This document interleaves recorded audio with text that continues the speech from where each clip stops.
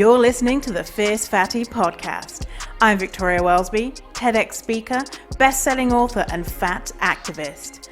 I have transformed my life from hating my body with desperately low self-esteem to being a courageous and confident fierce fatty who loves every inch of this jelly. Society teaches us living in a fat body is bad, but what if we spent less time, money, and energy on the pursuit of thinness and instead focused on the things that actually matter, like if pineapple on pizza should be outlawed, or if the mullet was the greatest haircut of the 20th century.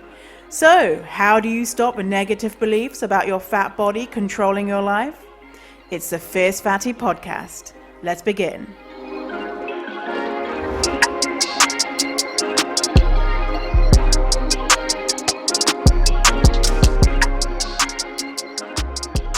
Hello and welcome to episode 4 of the Fierce Fatty Podcast.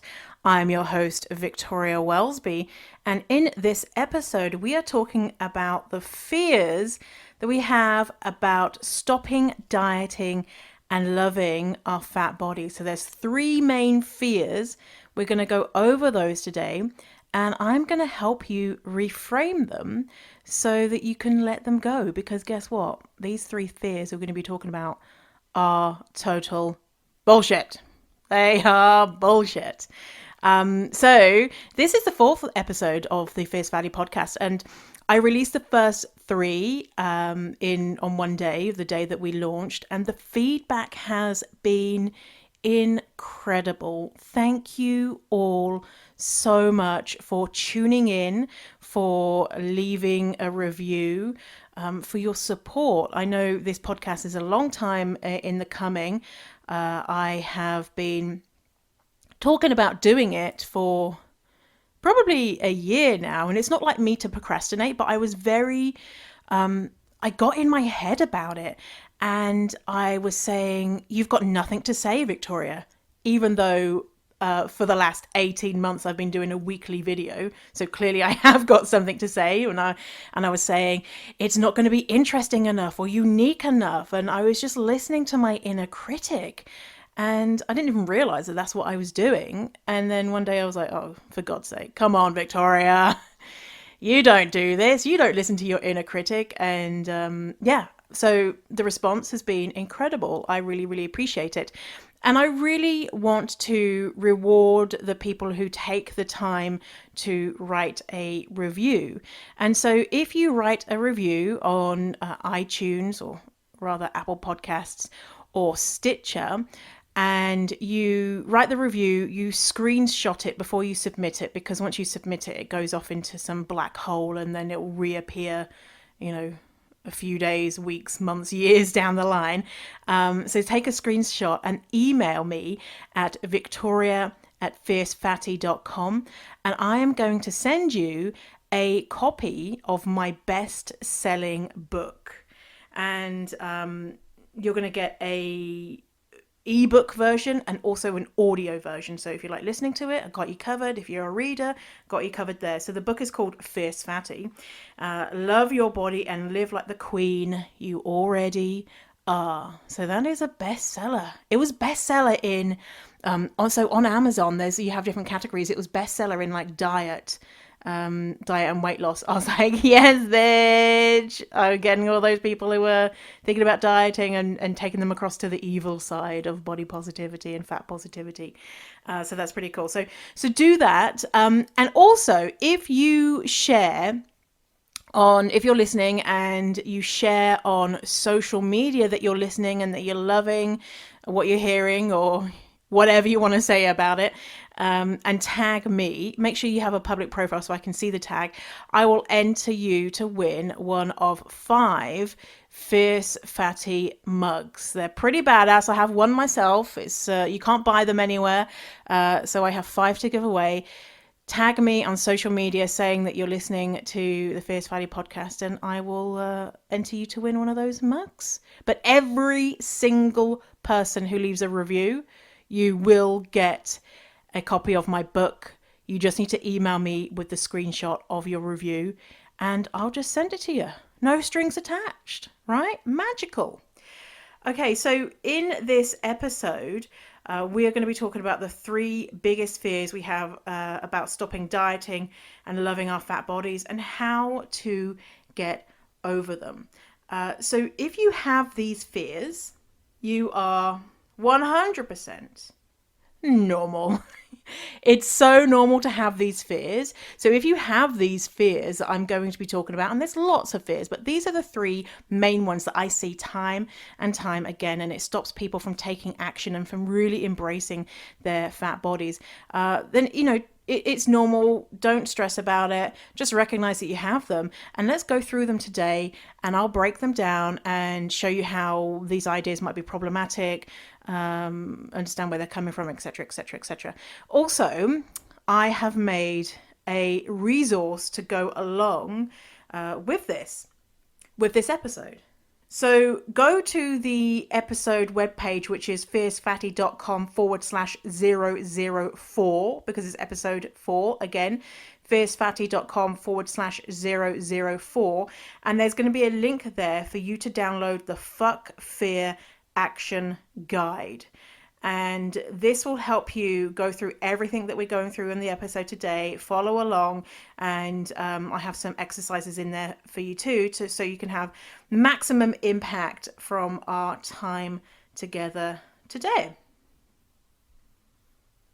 So the biggest fear that I hear is, if I stop dieting and if I start intuitive eating, I am going to put on weight. I'm going to put on loads of weight.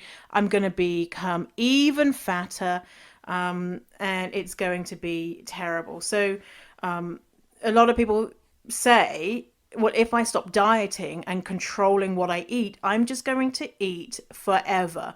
I'm going to just eat only things that are quote unquote unhealthy or quote unquote bad. I'm going to be this uncontrollable monster. A lot of people say, well, intuitive eating has a refeeding stage, which is a part of intuitive eating, is you have to build trust back with your body. And what we do with our bodies while we diet or restrict, if you're not on an active diet, you're probably still restricting in ways you've not realized. Because we live in diet culture and there's so much bullshit that we believe about food. You have to build that trust back. And that is giving yourself the food that you've denied yourself all these years. And think about it. It's just, it has to be done, right? You have to rebuild that trust, and you're going to have to be, eating those things that you've denied yourself all of these years. And so that refeeding stage really scares people, because they know how they feel about certain foods, about how they love them so much and they're so obsessed with them and they just can't eat enough. And the reason why you're feeling like that about certain foods is because you've denied yourself. Like, you don't feel like that about the foods that you think are quote unquote healthy for you, right? You're not like, oh my God, I could never stop eating carrots. Oh, if I ever got my fatty hands on carrots, oh my God, I'll be eating them day in, day out. All I'd ever do is eat carrots, and I'll, probably turn orange from all the carrots that I eat. No, because theoretically, that you can have as much carrots as you want. And it might be a neutral food for you. You might have actually diet things attached to it. And so you might not even want to eat any carrots. And that's all to do with the way that you perceive that food.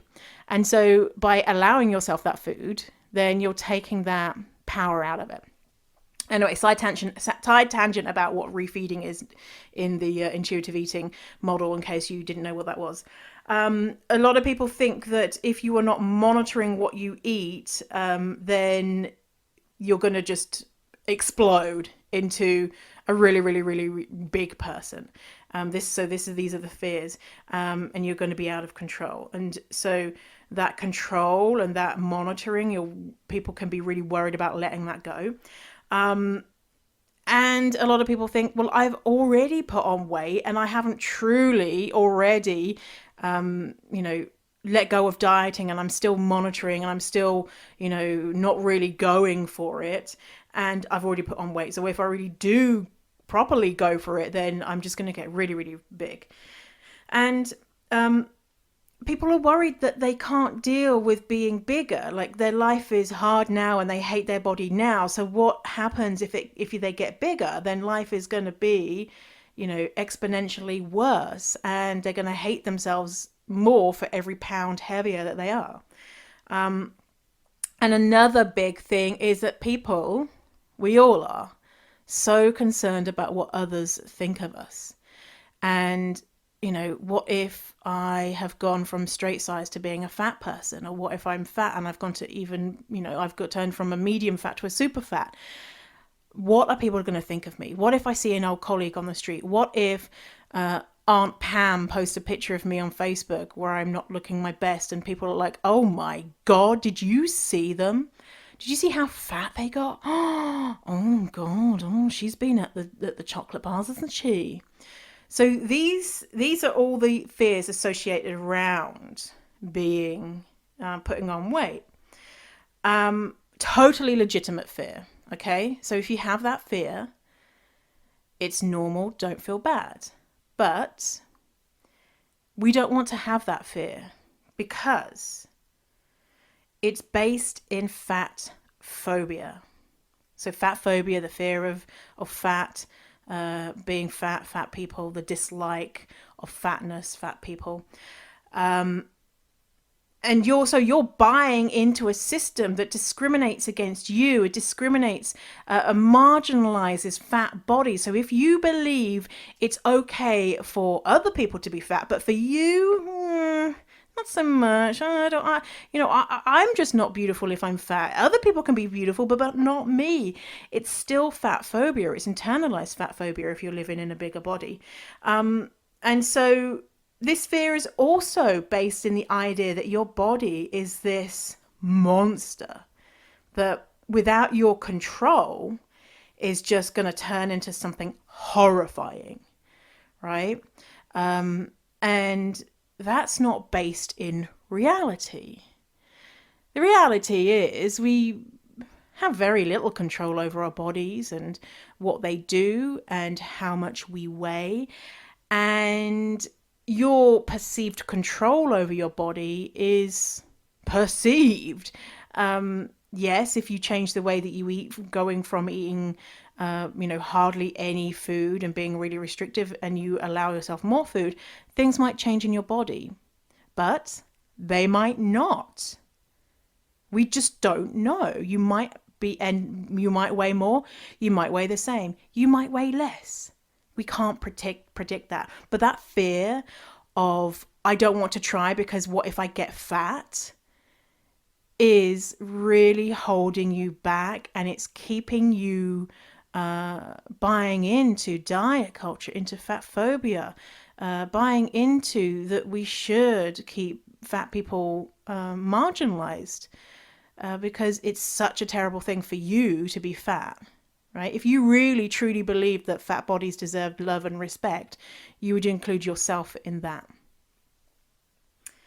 So another big thing is the idea of certain levels of fat being more acceptable. And that's the reality of life, is that someone who is a smaller fat person is much more palatable to society than someone who is a super fat or an infini-fat. These are terms coined by Ash from the Fat Lip podcast, and it identifies that there's a spectrum of fat bodies, and those who are on the smaller end of the spectrum, or those who are straight size, experience tons more privilege than those who live on the other end of the spectrum, those who are infini-fats or death fats. And that's just a fact. Having privilege doesn't mean that you're a good person or a bad person. It just means that life is just that little bit more easy for you because your body is smaller.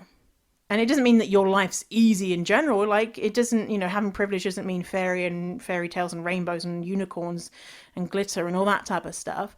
It just means because you have some type of privilege, it's a little bit easier for you.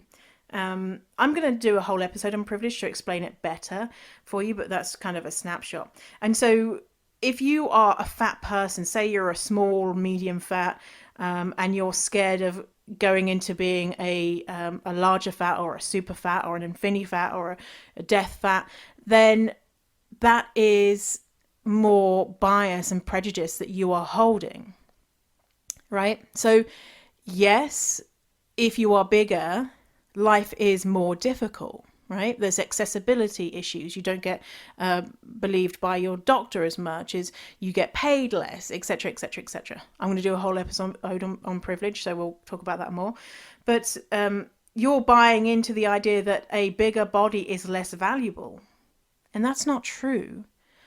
Aren't super fats and infinity fats and death fats, infinity fat and death fat are interchangeable, by the way, aren't they just as valuable as a human as someone who is straight sized or a small fat or a medium fat? Yeah, they are. So it's kind of unearthing more bias that you might have. And by the way, we all have bias. We all are fat phobic. Even I am fat phobic. It's just that I haven't yet discovered the layers of my fat phobia that are so deep, right? We kind of take off layers and layers, and you're like, wow, I'm a bigot. Oh, shit. Also, the idea about the fear about getting fat, it kind of buys into the false idea that we can control our bodies. I kind of mentioned that before, but the reality is that we really have very little control about what our bodies do. Another point about this is this belief, the fear about getting fat, it puts other people's fat phobic opinions above your own mental and physical health, right? If you're worried about what other people are going to think, you're putting their opinions above your well-being. If you're worried that weird Uncle Keith is going to see a picture of you on Facebook and be like, oh, they've got fat, then you're saying weird Uncle Keith's perception of you is more important than how you actually feel inside. That mental well-being of letting go of diets, that physical well-being, because as we discovered in the last episode, dieting is fucked up. It makes us sick. It makes us unhealthy in so many ways. Of course, you don't have to be healthy if you don't want to, but your well-being and your happiness is more important than what any motherfucker out there thinks of you and the size of your body. If those people who are judging you, you don't want them in your life anyway, right? So fuck what they think and do what is best for you. Okay, so the next fear is that fear that stopping dieting and starting intuitive eating or loving your body means that you are going to become unhealthy. So you might be thinking things like, if I allow myself to eat all the food that I want, I am just going to eat lard by the pound and fistfuls of sugar and then become so unhealthy that I spontaneously combust from fat cancer. Right? Have you thought that? This made up disease of fat cancer. You might be also thinking, if I don't stay on top of myself, I will never want to exercise. Because the reason why I exercise currently is to try and control the size of my body. I don't do it for fun. I do it to punish myself because this is what a fatty does. And if I stop doing that, then I'm never going to want to engage in any type of body movement ever again. You might be thinking, it's really important to be healthy. My health is really important to me. You might be thinking, my health condition is worsened by being fat. You might be thinking, my health condition is managed with weight loss. Your doctor might have said to you, you need to lose weight to be healthy. And you might believe that it's really hard, if not impossible, to be fat and healthy. So any of those ringing true for you? Any of those you're like, yeah, I believe that. That's true, isn't it? Like, isn't it? What, is it not true? Is it true? Well, let's find out. Okay, so a lot of this stuff is based in healthism. So healthism is the belief that the individual is responsible for maintaining the quote unquote machine that is their body, and healthism values healthy bodies over unhealthy bodies. So wellness is the new diet, and healthism is the new wellness. Okay, so it's stuff that is ways to cloak our biases, and healthism is one of them. And you might be thinking, well, what's wrong with wanting to be healthy? Well, there's nothing wrong with wanting to be healthy, but it's the way that we speak about those who are healthy and those who are not healthy, and the way that we think and feel about them. The reason why this is something that we want to look at and be aware of is that if we say someone is more valuable if they are healthy, then it increases the marginalization of those who cannot be healthy for whatever reason, and who are not healthy, and who choose that health is not one of the big things that they want to focus on in life. You are not morally superior if you decide that you really want to focus on your health. You are not morally inferior if you're just like, well, I'm just going to live my life and see what happens. Neither of those have any moral label attached to them in reality, but society doesn't tell us that. And so this is why we really worry about our health in ways that is not helpful for us. Again, so this belief presumes that you have control over your health. It presumes that food and exercise makes up what makes someone healthy or not healthy. And the reality is, health is a very complex issue. And the food you eat and the exercise that you do makes up only a small portion of what makes up a whole person's health status. And I'm so geeking out on healthism at the moment, and how health is a social construct and health is not binary. You can't be healthy 100% or unhealthy 100%. It's not an on-off switch where it's all shades of gray. Anyway, and so there's so many different factors that lead to your mental and physical well-being, and it's to do with your socio-economic status, where you live, if you have access to healthcare. It's to do with your family of origin. It's to do with your access to mental health services. It's really, really complex. And to say that it's an individual's fault or responsibility what their health status is misleading. And really, we don't have that much control over health outcomes. Also, this fear rejects the idea that mental health is as important, or maybe more than, physical health. Okay, so in that moment that you're saying, I can't stop dieting and controlling my weight and trying to do all that stuff, you know that dieting damages your mental health, right? As we found out in the last episode. It really does damage your mental health as well as physical health. But you're saying, okay, I don't want the risk of damaging my physical health, not that that is necessarily going to happen. And so because of the risk in my mind that there's going to be some sort of damage to my physical health, I am going to continue damaging my mental health, because we already know that diets cause disordered eating, causes full-blown eating disorders. So you're trading off an almost definite of damaging your mental health for a maybe, who knows, right? And is your mental well-being not as important as your physical well-being? Is it? I don't know. It's up to you, right? You might say, no, actually, I don't want to risk any type of change to my health status.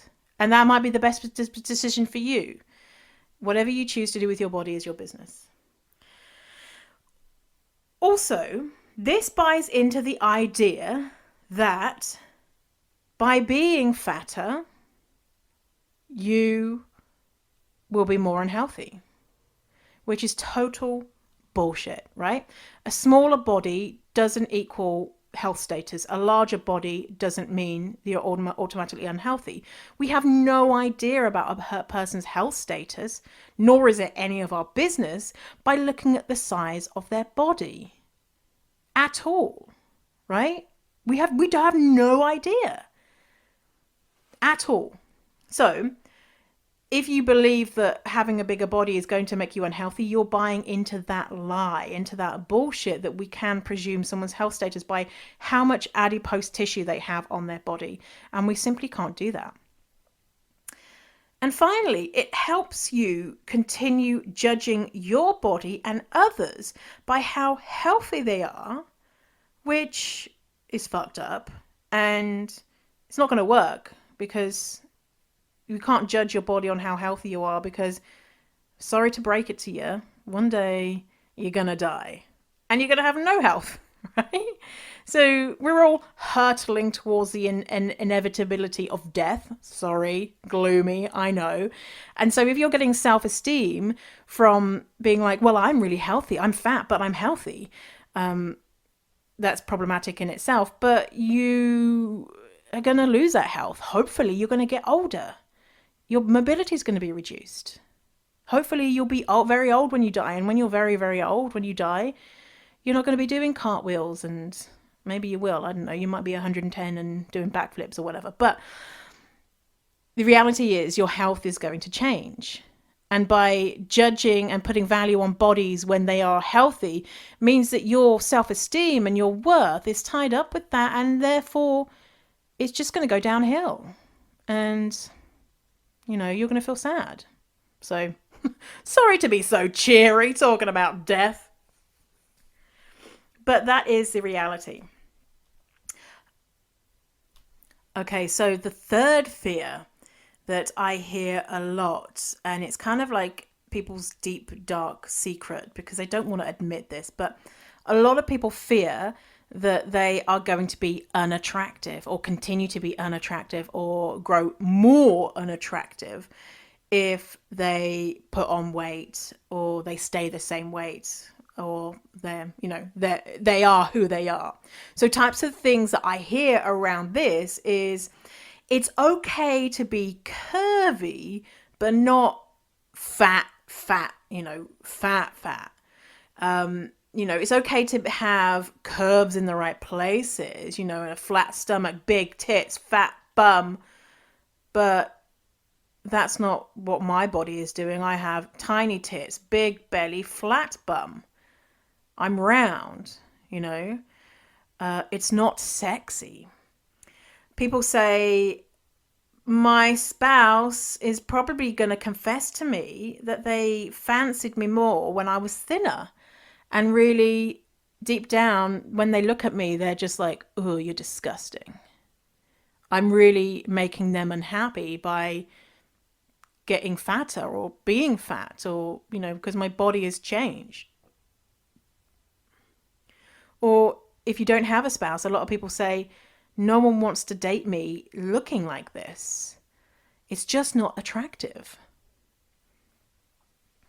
And never mind if I'm fatter, then, if I'm fatter, then I'm just going to be scraping the barrel of some loser that wants to date me.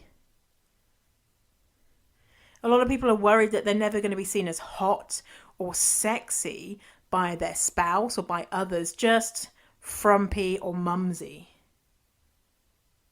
You might be thinking, people may want to have sex with me secretly on the down low, but they don't want to date me or marry me or hold my hand in public or any of that stuff. Like, they'll fuck me, but, don't tell anyone about it.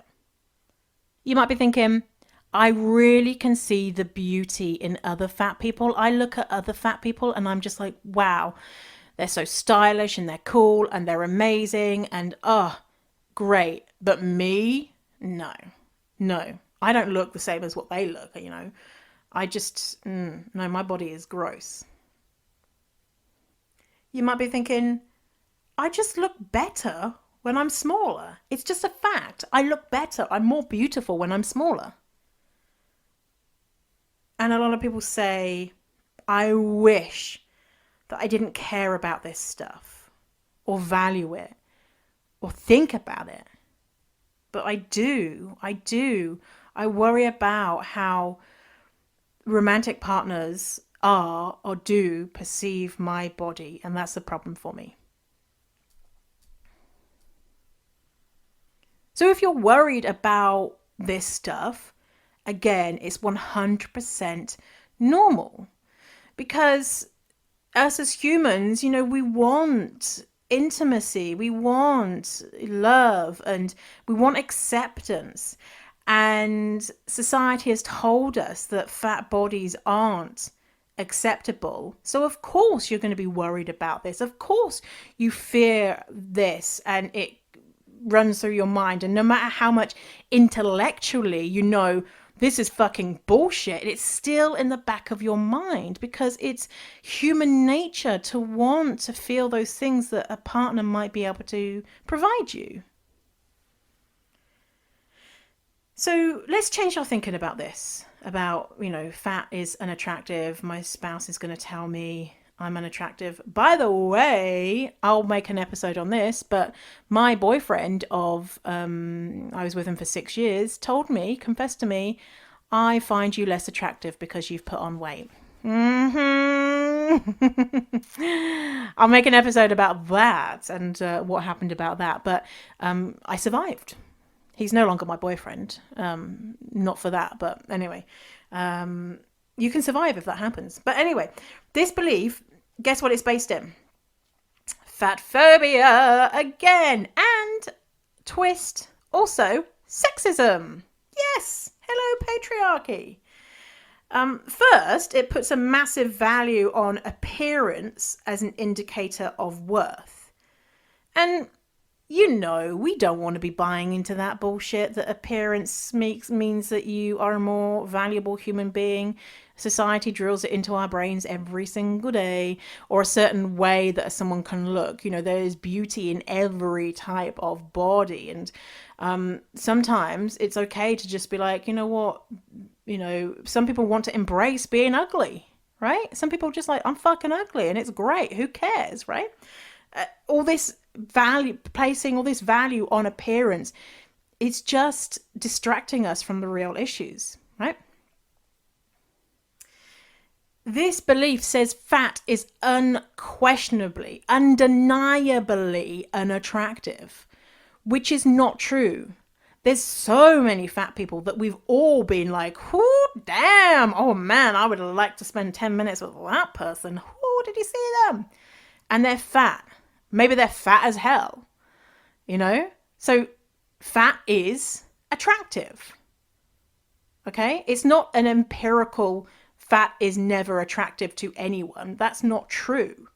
In fact, sorry, this is hetero data, but 25% of men say that they will date a fat woman, okay? So straight men say they'll date a straight woman. Sorry, hetero data, female focused, woman focused. And so if you think about it, we've got almost 8 billion people in the world. Let's say, this is really dumbing it down, but 50% are men, 50% are women. We're not even calculating how many people who don't identify with those labels. Anyway, and say if 25% of men would date a fatty, that's around 1 billion people who would date a fatty. Now, if you think no one's going to date you because you're fat, you have literally, if you're a straight woman looking for a dick, you've got 8 billion dicks waving around being like, oh, hello, baby, come over here. Give me some of that. Give me some of that fatty goodness, right? In theory. And so, okay, not all 8 billion are living in your local area.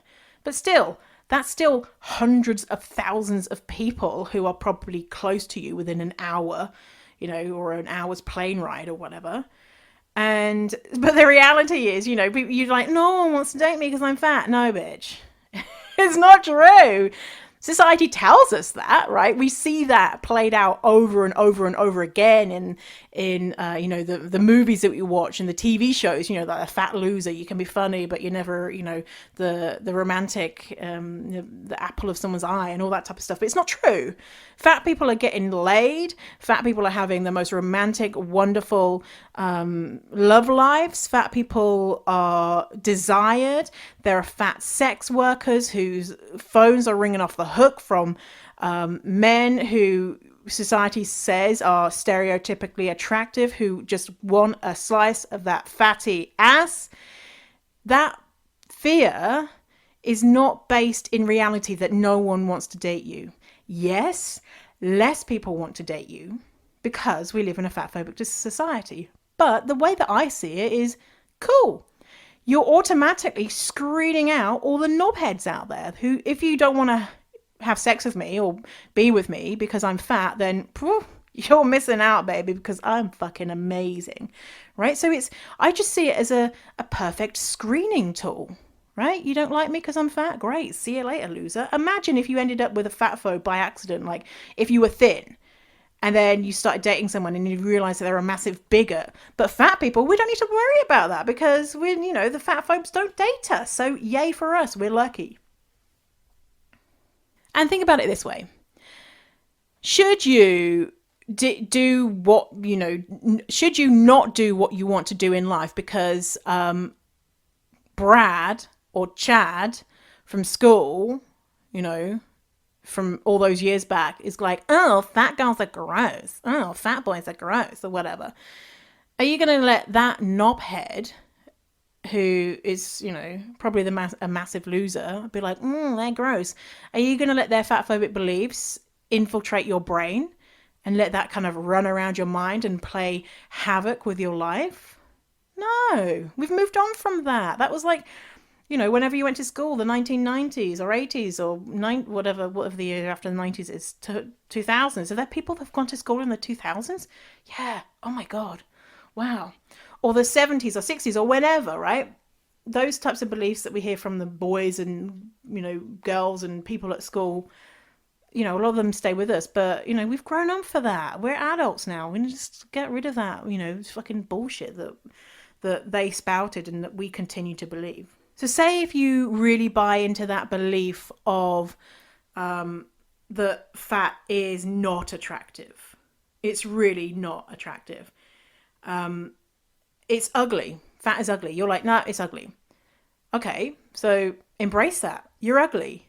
Do ugly people not also deserve respect? Do ugly people not also get dates? Do ugly people not also get fucked? Yeah, man, ugly people are getting fucked all left, right, and center. They're having the best sex. They're having the best romantic lives. They're having all the things because ugly people are worthy and they're great and they're amazing. So if you really think that fat is unattractive, embrace that. Be like, I'm fucking ugly. But the reality is, we shouldn't be having to convince each other that something is attractive and it's not attractive and all that type of stuff, because it's distracting us from the real thing, right? This focus on the outer appearance is to keep our minds busy so that they're out there taking over the world and being badass power bitches, right? Or power bosses, or whatever you want to describe yourself, right? So it's just a distraction. Like Naomi Wolf said in the Beauty Myth, dieting is the most potent form of political sedative in history. A quietly mad population is a tractable one. And so that's with dieting, right? It makes you kind of mad. But this stuff does too. That fear of being rejected by someone you fancy because of your body, it's really eats up your brain space. And imagine if you could just let that go. So I like to think about who is benefiting from us believing all of this, these bullshit lies. Someone benefits, right? It's not us. We ain't benefiting. In some ways, we do benefit because it keeps us, quote unquote, safe and in our comfort zone and all that type of stuff. But someone benefits.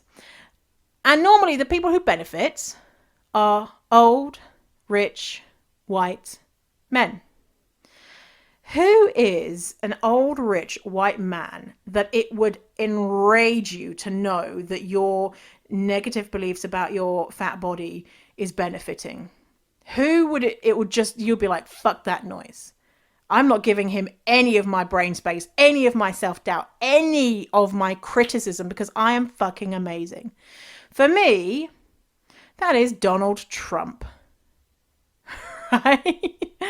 I ain't giving that motherfucker an ounce of my self-doubt.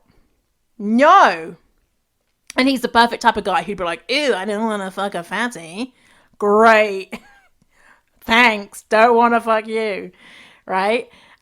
So he's a perfect person. And so if you can envision him, I'm sorry, I know, I don't want you to be thinking about Donald Trump, but that moment that you're like, oh, no one wants to date me. Just think about Donald Trump saying that in your head. Oh, no one wants to date you. Clearly, I can't do a Donald Trump voice. Then you'd be like, fuck off. You ain't no one wants to date me. Watch this, motherfucker. I'm getting me some D tonight. Right? So, just imagine him being like, do you really want to get any fatter? Oh, you're probably going to get unhealthy. Then you're just going to be like, no, go the fuck away, Donald Trump. So it could be a Donald Trump. It could be someone else. There's someone else that inspires you. But he's very inspirational for me because I don't want him to be getting any of that stuff. And not only your brain space, but what are you not doing because you are spending time thinking that you're not good enough? Okay, so if you're spending all this time thinking you're not good enough, I'm not attractive, my fat body is bad, you're not going to be doing the things that that you could be doing. Taking over the world, becoming the president, doing, getting a new job, or asserting boundaries, or spending time doing a really cool coloring picture, or stroking your cat, but if you're like up in your head, you're not really present with these things, and you're not able to go out and crush things in the same way that you would if you were just like, I don't give a fuck if people think I'm unattractive, or if my fat body's bad, or if they think that I'm unhealthy. I'm doing me, and I'm fucking amazing regardless of what they think. And I think it's okay to be fat, and it's okay to be thin. It's okay to be whoever you are. I'm just going to carry on with my life. So if these fears have struck a chord with you, then make sure that you go to the show notes for this. Again, it's Fierce Fatty /004 for episode 4. Every show notes is going to follow the same thing, like 005, etc. So that you can get that free download, which is the Fuck Fear Action Guide. It's really good. It's pretty as well. Got a really nice picture of a fatty on the front with really nice bingo wings. And we're going to go through those fears. So I'm worried about getting fat or fatter, or if I stop dieting, embrace intuitive eating, I will become unhealthy or more unhealthy. And I am scared that if I become fat or fatter, I will become unattractive or more unattractive. We go through those, and I break down, like we did in the episode, all of those fears. And we get you to reframe them for you. By the way, one of the fears that we mentioned about, your doctor says that you need to lose weight to be healthy, or my health condition is worsened by being fat. So something I want to say on that, because we didn't really cover that, but that's just an extra thing, is that remember from the last episode, if you've not listened to the last episode, go in order, because I'm going through all of these things in order, and so that we get a full understanding of everything that we're talking about when we're talking about fatness. So go back and listen. But what we know about being fat and losing weight, or losing weight for anyone, is that best chance 5% of diets work. If you're a bigger person, it's closer to a 0.08% chance. So basically a 0% chance. Not one single study has ever shown a diet that works. Not one, ever, ever, ever, ever. And holy shit, you know that the diet industry is pouring so much money into finding evidence to prove that their shitty ass diet works. But it doesn't, okay?